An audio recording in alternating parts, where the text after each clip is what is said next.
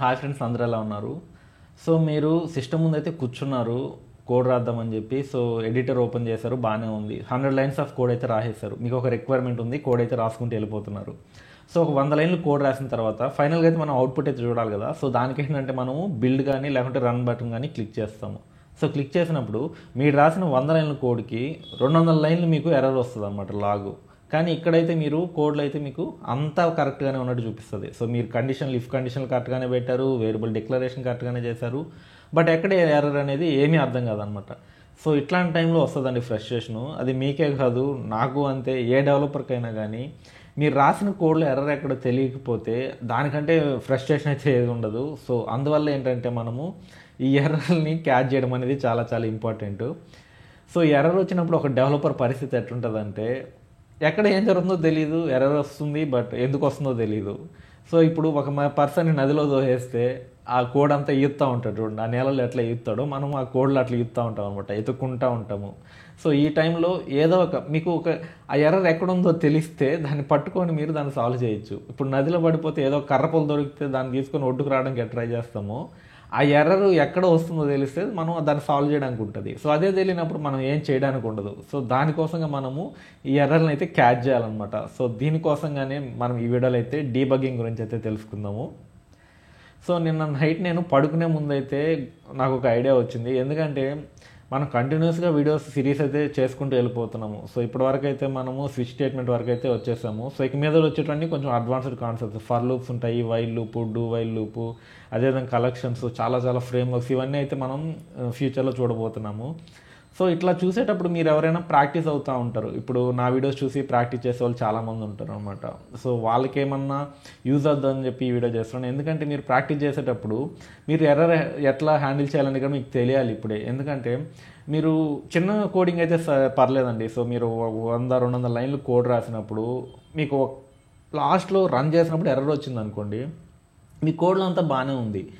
So ఏదో ఒక something లాగ్లో error వస్తుంది. సో అన్ని లైన్లు మీరు చెక్ చేసే బదులు మీరు ఇంకా కోడ్ సింప్లిఫై చేయాలంటే డీబగ్ పాయింట్స్ పెట్టుకుంటూ ఎట్లా చేయాలనేది మీకు ఈ వీడియోలో క్లియర్గా అయితే చెప్తాను.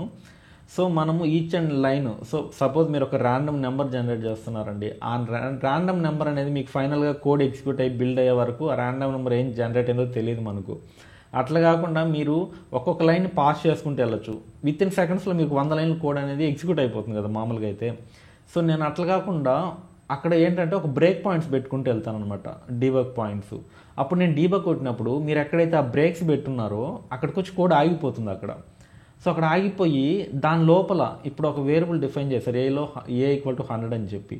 సో ఆ ఏ అనేది ఎక్కడెక్కడ యూజ్ అవుతుందో ఆ డీబగ్ పాయింట్స్ పెట్టుకుంటూ వెళ్ళామనుకోండి, సో ఎక్కడైనా వాల్యూ చేంజ్ అవుతుందా, సో ఫర్ లూప్లో ఏ పెట్టారు, అది లూప్లో పెట్టారు, సో అది కండిషన్ చెక్ చేసి ఆ వాల్యూ ఏమైనా చేంజ్ అవుతుందా, ఆ పాయింట్ దగ్గర మనకు ఎగ్జాక్ట్ వాల్యూ ఎంత ఉంది, సో ఈ కండిషన్ ఇక్కడ ట్రూ అవుతుందా లేదా, ఇట్లాంటివన్నీ మనము ఈ డీబగ్గింగ్ ద్వారా అయితే చూడొచ్చు.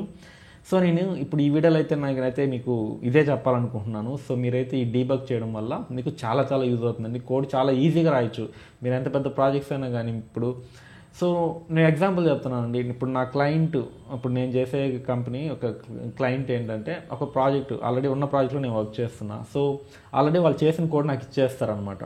సో ఇప్పుడు నేను పోయి కొత్తగా రాసే కోడ్ కాదు అది. ప్రాజెక్ట్ అనేది ఎన్నో సంవత్సరాల నుంచి చేస్తూ ఉంటారు. సో మధ్యలో మనం పోయి దాన్ని గెలుపుతుంటాము. సో అట్లా చేసేటప్పుడు ఇప్పుడు నేను ఆ కోడ్ చెక్ చేసేటప్పుడు నాకు ఏదైనా ఎర్రర్ వచ్చింది అనుకోండి, 100 ఫైళ్ళు ఉంటాయి, ఎక్కడ ఎర్రర్ అనేది మనకు తెలియదు. సో నేనేం చేస్తానంటే ఈ కోడ్ ఫ్లోలో అది ఎక్కడెక్కడ కనెక్టివిటీ ఉందో, ఒక ఫైల్కి ఒక ఫైల్ కనెక్టివిటీ ఎక్కడ ఉందో ఆ స్టార్టింగ్ పాయింట్లో నేను డీబగ్ పెట్టుకుంటూ వెళ్తాను అనమాట. సో ఇది ఎక్కడి నుంచి ఎక్కడ కనెక్ట్ అవుతుంది, అక్కడ ఏమవుతుంది, ఇక్కడనే ఫైల్లో ఉన్న వాల్యూ అక్కడికి వెళ్తుందా లేదా, సో ఇట్లా నేను చెక్ చేసుకుంటూ వెళ్తాను అనమాట. సో ఇది థియరిటికల్గా ఎందుకు చెప్తున్నానంటే దీనివల్ల యూజ్ చాలా చాలా ఉందండి డీబగ్ చేయడం వల్ల. సో జావాలో అయితే పెద్ద ప్రాజెక్ట్స్ అయితే చేస్తారు జనరల్గా జావాలో. సో అట్లాంటప్పుడు మనం డీబగ్ అనేది ఖచ్చితంగా వాడాలి. సో ఇప్పుడు మీకు చూపిస్తాను అది ఎట్లా వాడాలి ఏంటనేది కోడ్లో. సో ఫస్ట్ అయితే మనము డీబగ్ చేయడానికి నేను ఒక శాంపిల్ కోడ్ రాస్తున్నాను. నేనైతే పెద్ద ప్రోగ్రామ్ అయితే రాయట్లేదు, ఒక సింపుల్ కోడ్ అయితే రాస్తున్నాను. సో ఇంటి ఏ ఈక్వల్ టు 10 అని తీసుకుంటున్నా. సో ఒక ఇఫ్ కండిషన్ కోడ్ అయితే రాద్దాము. సో ఇఫ్ కండిషన్లో నేనేం పెడుతున్నానంటే ఏ లెస్ దాన్ 5 అని ఇస్తున్నా. సో 10 అనేది 5 కంటే చిన్నదని ఒక రాంగ్ కండిషన్ పెడుతున్నా. సో దాంట్లో వర్కింగ్ కోడ్ అని పెడుతున్నా. సో సంథింగ్ ఏదో ఒకటి మన ఇష్టం, ఒకటి ప్రింట్ చేయాలని చూస్తున్నా. సో ఇప్పుడు ఏమవుద్దంటే మనం కోడ్ అంతా ఎక్కడైనా ఎర్రర్లు వచ్చాయి, ఎక్కడ ఏం ఎర్రర్ రాలేదు. సో నేను ఇప్పుడు రన్ చేస్తున్నా. డైరెక్ట్ రన్ చేసినప్పుడు ఏమవుద్దంటే మీకు ఇక్కడ ఎర్రర్ ఏం చూపించట్లే, మీకు కన్సోల్లో ఎర్రర్ ఏం చూపించట్లేదు. సో కానీ ఇక్కడ ఏం అవుట్పుట్ కూడా రాలేదు మనకు. మనం యాక్చువల్గా ప్రింట్ చేయాలనుకుంది వర్కింగ్ కోడ్ అనే టెక్స్ట్ని ప్రింట్ చేయాలనుకుంటున్నాం, కానీ అది ప్రింట్ అవ్వలేదు. ఎందుకంటే అసలు ఇక్కడ కండిషనే ఇఫ్ కండిషన్ ఫాల్స్ అయిపోయింది, ఇంకా లోపలికి వెళ్ళదు కాబట్టి మనకు అది ప్రింట్ కాల. సో ఇక 3 లైన్లే కాబట్టి మనం ఈజీగా తెలిసిపోద్ది మనకు. కానీ మీరు ఒక 300-400 లైన్ ఉన్నప్పుడు అది ఎందుకు వర్క్ కాలేదంటే మీకు లైన్ బై లైన్ ఎక్కడ ప్రాబ్లం వచ్చిందని చెక్ చేసుకోవాల్సి ఉంటుంది అనమాట. సో అట్లాంటి టైంలో ఇబ్బంది అవుద్ది అనమాట. సో దానికోసంగా డీబగ్ పాయింట్స్ అనేది ఇంపార్టెంట్. సో ఈ డీబగ్ పాయింట్స్ ఎట్లా పెట్టాలంటే మీరు ఇక్కడ ఏ ఎడిటర్ తీసుకున్నా మనకు జనరల్గా జావా మెథడ్ అనేది మెయిన్ మెథడ్ నుంచే స్టార్ట్ అవుద్ది. సో మీకు ఇక్కడ టాప్లో ఇక్కడ ఒక బగ్ సింబల్ కనబడుతుంది కదా, ఇది డీబగ్ అనమాట. ఇది రన్, ఇది డీబగ్. మనకు ఇంటెలిజెంట్ ఐడియాలో అయితే ఈ విధంగా ఉంటుంది.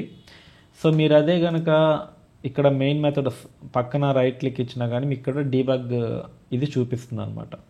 సో దానికంటే ముందు మనం బ్రేక్ పాయింట్స్ పెట్టుకోవాలి. సో మనం డీబగ్ ఎందుకు చేస్తున్నామంటే లైన్ని స్ప్లిట్ చేస్తాము. మనము ఎగ్జిక్యూషన్ ఒక్కసారిగా కంప్లీట్గా ప్రోగ్రామ్ ఎగ్జిక్యూట్ కాకుండా మనము ఆపి చూసుకుంటాం అనమాట. ఎక్కడ ఏ లైన్లో మనకు చెక్ చేయాలనుకుంటున్నామో అక్కడ బ్రేక్ పాయింట్స్ పెట్టుకుంటే ఆ ఎగ్జిక్యూషన్ అనేది అక్కడికి వచ్చి పాస్ అయిపోద్ది అనమాట.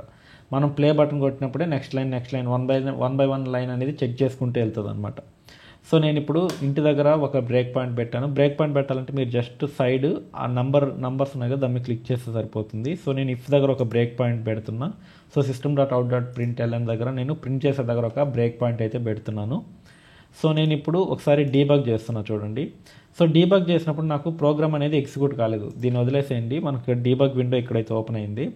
సో డీబగ్ చేసినప్పుడు మీకు ఏం ఎగ్జిక్యూట్ కాలేదు. సో ఈవెన్ ఏలో వాల్యూ కూడా ఇనిషియలైజ్ కాలేదు. So cannot find local variable అంటుంది చూడండి. ఎందుకంటే ఇది జస్ట్ లైన్ అనేది సెలెక్ట్ అయింది.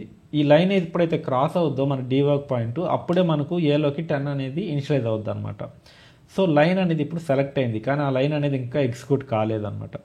సో ఇక్కడ మీరు లెఫ్ట్ హ్యాండ్ సైడ్ వచ్చినట్లయితే మీకు ఇక్కడ ప్లే బటన్ కనబడుతుంది చూడండి. ఈ ప్లే బటన్ ఎప్పుడైతే క్లిక్ చేస్తారో అప్పుడు అది నెక్స్ట్ లైన్కి వెళ్తుంది అనమాట. సో నెక్స్ట్ లైన్కి వెళ్ళగానే ఈ లైన్ అనేది ఎగ్జిక్యూట్ అయిపోయింది. ఫస్ట్ బ్రేక్ పాయింట్ అనేది ఎగ్జిక్యూట్ అయింది అండ్ ఏలోకి మనకు 10 వాల్యూ అనేది అసైన్ అయిందనమాట. సో కోడ్ అనేది కంప్లీట్గా ఎగ్జిక్యూట్ చేయట్లేదు, నేను స్టెప్ బై స్టెప్ చూస్తున్నా కాబట్టి ఆ ఇనిషియలైజేషన్ కూడా నేను ఆపి నాకు కావాల్సినప్పుడు ఇనిషియలైజ్ చేస్తున్నాను అనమాట. సో ఏలో 10 వచ్చింది. ఇప్పుడు ఇఫ్ కండిషన్లోకి వచ్చినప్పుడు కూడా ఏలో 10 ఉందన్నమాట, కానీ ఇంకా కండిషన్ చెక్ చేయలేదు. నేను ఎప్పుడైతే ప్లే చేస్తానో మీకు నెక్స్ట్ బ్రేక్ పాయింట్ అనేది ప్రింట్ దగ్గర ఉంది, కానీ ఇది ప్రింట్ అవ్వదు. ఎందుకంటే ఇక్కడ ఈ కండిషన్ ఫాల్స్ అయిపోయింది కాబట్టి మన లాజిక్ ప్రకారము లోపలికి అలౌ చేయదన్నమాట. ఇఫ్ అనేది లోపల ఉన్న కోడ్ అయితే ఎగ్జిక్యూట్ కాదు, అందువల్ల మీకు బ్రేక్ అయిపోయి కిందకు వచ్చేస్తుంది కోడ్. సో దానివల్ల మీకు ఆ డీబగ్గింగ్ అనేది అక్కడికి ఆగిపోయింది, ప్రోగ్రామ్ అనేది కంప్లీట్గా ఎగ్జిక్యూట్ అయిపోయింది. So process finished with 0 errors. So ఇక్కడ మీకు ఎటువంటి వాల్యూ అయితే ప్రింట్ అవ్వలేదు మనకు. సో సపోజ్ నేను ఒక వాల్యూని ప్రింట్ చేయాలి, ఇఫ్ కండిషన్ తర్వాత నేను ఒక వాల్యూని ప్రింట్ చేస్తాం అనుకుంటున్నా. దీన్ని ఫైనల్ లైన్ అని పెడుతున్నా చూడండి. సో ఫైనల్ లైన్ అని పెట్టి డబుల్ కోట్స్ ఇవ్వాలి, స్ట్రింగ్గా తీసుకుంటున్నా.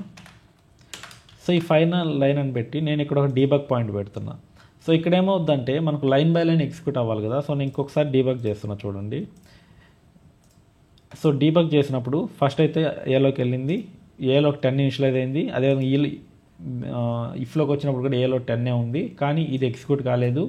సో నెక్స్ట్ కంట్రోల్ వచ్చి మీకు direct out of the if కండిషన్కి వచ్చేసింది. బయటకు వచ్చి మీకు ఫైనల్ లైన్ అనేది ఇక్కడ ఎగ్జిక్యూట్ అయింది అనమాట. ఎగ్జిక్యూట్ కాలేదు, సెలెక్ట్ అయింది. నేను ఎప్పుడైతే ప్లే కొడతానో ఈ లైన్ కూడా ఎగ్జిక్యూట్ అయిపోయి మీకు ఫైనల్ లైన్ అనేది ఇక్కడ ప్రింట్ అవ్వడం అయితే జరుగుతుందన్నమాట. సో ఇట్లా మీకు డీబగ్ పాయింట్ని యూజ్ చేసి మీరు ప్రోగ్రామ్ ఫ్లోని అయితే మీరు పాస్ చేసి మీకు ఎట్లా కావాలో మీరు అట్లా లాజిక్స్ అయితే రాసుకోవచ్చు.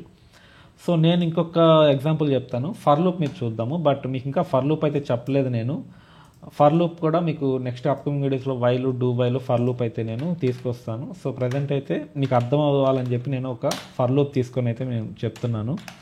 సో ఫర్ లూప్ ఈ విధంగా ఉంటుందండి. ఫస్ట్ ఇనిషియలైజేషన్ ఉంటుంది. నేను ఒక ఇటరేషన్ వేరియబుల్ని ఇనిషియలైజ్ చేస్తున్నా 0 అని చెప్పి. సో నెక్స్ట్ కండిషన్ చెక్ చేయాలి i less than a. So ఇది 9 టైమ్స్ ప్రింట్ అవ్వాలన్నమాట. 1 నుంచి ఐ లెస్ దాన్ అంటే మీకు 0 నుంచి యాక్చువల్లీ ఇక్కడ 1 పెడుతున్నా. సో 1 నుంచి 1 లెస్ దాన్ 10 అంటే 9 వరకు అయితే ప్రింట్ అవ్వాలన్నమాట. సో ఐ ప్లస్ ప్లస్ ఇచ్చి నేను దీన్ని రన్ చేస్తున్నా. సో నేను ఇక్కడ ఏమి ఇస్తానంటే ప్రింట్లో ఐ వాల్యూని అయితే ప్రింట్ చేస్తున్నా. సో ఇక్కడ డీబగ్ పాయింట్స్ పెడతాను చూడండి. ఇంట్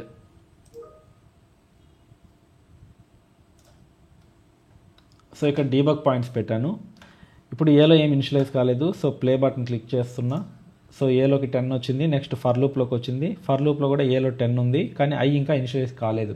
ఎప్పుడైతే ఫర్ లూప్ దాటి కిందకు వస్తుందో అప్పుడే మనకు ఐలో కూడా ఐ కూడా ఇనిషియలైజ్ అవుద్ది అనమాట ఫర్ లూప్లో. సో నేను క్లిక్ చేసినప్పుడు మీకు చూడండి, మీకు ఐలోకి కూడా 1 వచ్చింది అనమాట. ఎందుకంటే ఫస్ట్ నేను 1 ఇనిషియలైజ్ చేశాను కాబట్టి.